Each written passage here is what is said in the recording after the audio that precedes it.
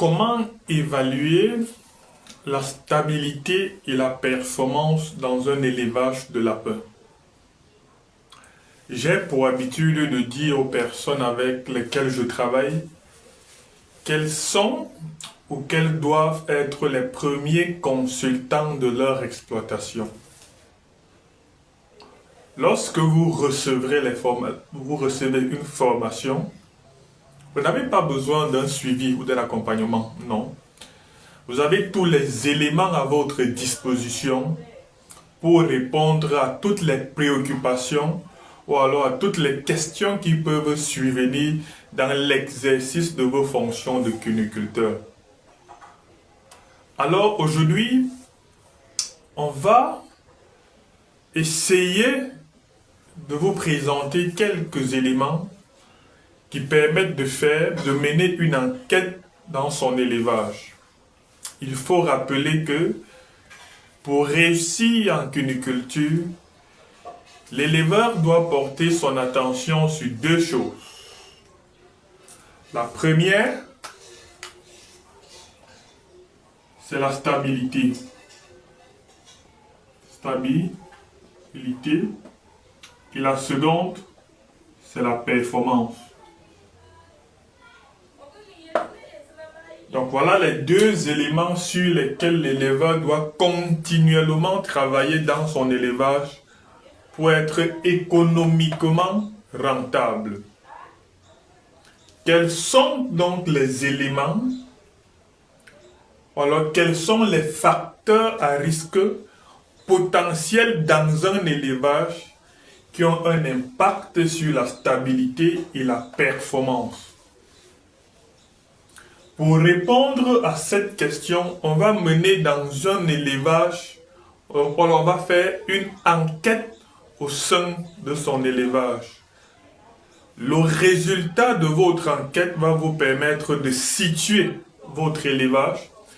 Et lorsque vous auriez situé votre élevage, vous allez prendre des dispositions techniques pour d'éventuelles améliorations et restructurations.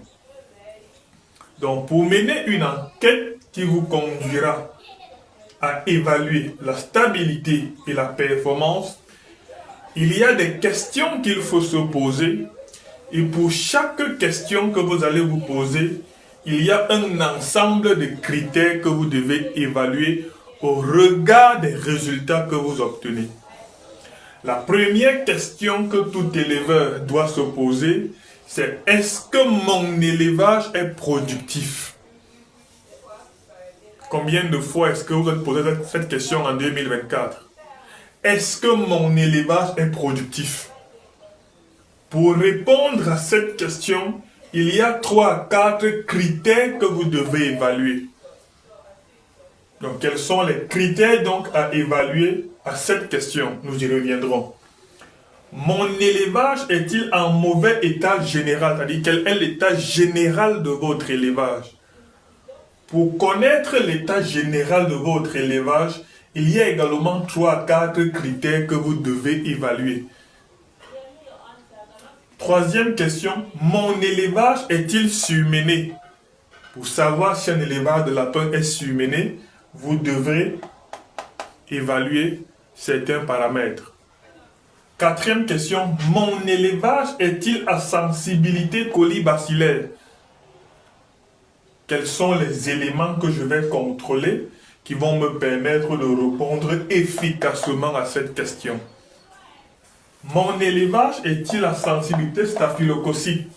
Quels sont les éléments que je vais évaluer? Vous aurez comme ça jusqu'à 10 questions qu'il faut se poser. Et pour chaque question, il y a des paramètres que vous devez, il y a donc des critères que vous devez évaluer. Et l'évaluation de ces critères va également vous amener soit à penser aux solutions techniques ou aux solutions médicales. Parce qu'il faut noter que les pathologies qui vont survenir dans votre élevage, parce que certains critères qu'on va évaluer seront en rapport avec certaines maladies. Et les maladies dans un élevage de lapin ont 2 causes. Ça peut être un problème infectieux ou alors une bactérie. Là, la solution, elle est médicale. ça peut être un problème technique. Là, la solution, elle n'est pas médicale.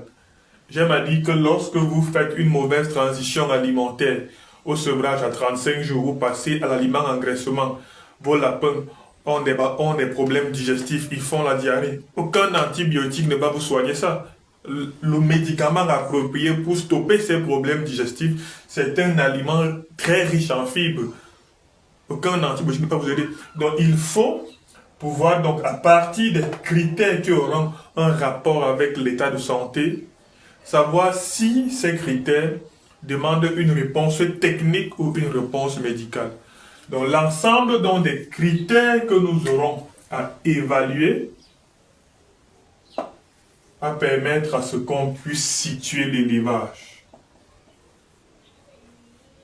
Donc vous auriez l'état global de votre élevage et vous allez donc commencer à mettre sur pied des restructurations. Je prends un exemple comme ça, au hasard. Je vais prendre quoi? Mon élevage est-il surmené? Le premier critère qu'il faut évaluer lorsqu'on va parler d'un élevage surmené, c'est le taux de fécondité.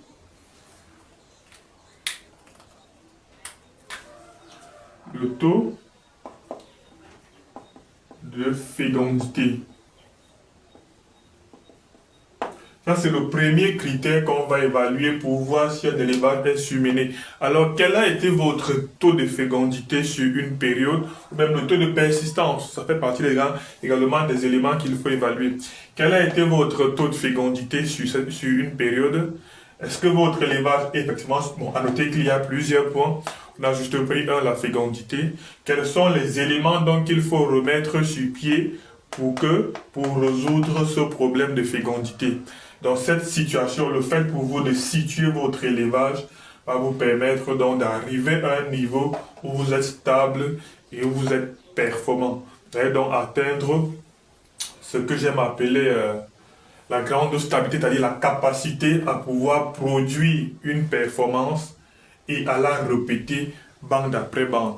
Donc le premier élément qui va vous démontrer que vous êtes stable, ça sera la capacité à produire des bonnes performances qu'il faut évaluer, qu'il faut connaître bande après bande. Donc, tous ces critères, comme je le disais, nous allons les évaluer en détail en mettant sur pied des plans, en indiquant comment établir des plans de restructuration à partir du 13 janvier lors de la formation. Je ne sais pas ceux qui vont manquer à cette formation, je ne sais pas comment ils vont faire pour s'en sortir en cuniculture en 2025. Ça, c'est le point de départ de tout cuniculteur en 2025. Vous auriez tous les éléments nécessaires pour ceux qui sont déjà en activité de restructurer votre élevage pour bien partir.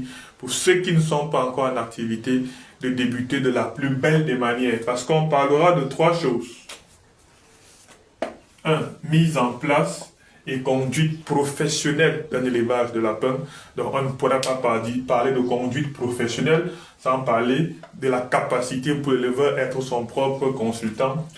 On parlera de la formulation des aliments, on parlera de l'insémination artificielle. Et comme je l'ai dit avant cette formation, ce soir, nous sommes mercredi, ce soir à partir de 20h30, heure du Cameroun, nous avons une préformation qui va être gratuite. Le lien, vous l'avez sous cette vidéo. Et on va parler de l'alimentation, on va parler de l'insémination artificielle. Le but est de pouvoir placer l'éleveur au centre de son élevage. Ici, ça c'est l'éleveur. Donc il faut qu'en 2025, nous retrouvons des éleveurs avec une technicité de pointe qui ont la capacité de maîtriser l'alimentation et la nutrition, qui soient capables de maîtriser l'environnement. L'environnement, c'est vraiment très vaste, ça va jusqu'à la biosécurité, et qui soient capables de maîtriser la génétique. Donc, génétique ou matériel génétique, on va essayer, on ne va plus vous parler de la gamme Optima et les autres gammes, On va vous présenter les performances de chacune et vous allez voir la nécessité de vous lancer ou non. Donc, ça serait vraiment du lourd à partir du 13 janvier. Et comme je l'ai dit, ça va se passer 3 fois par semaine à partir de 20h30 pour permettre à tout le monde de rentrer du travail, de se reposer avant d'entrer vraiment dans ce banquet platonicien. Donc, je vous donne déjà le premier rendez-vous pour ce soir, 20h30.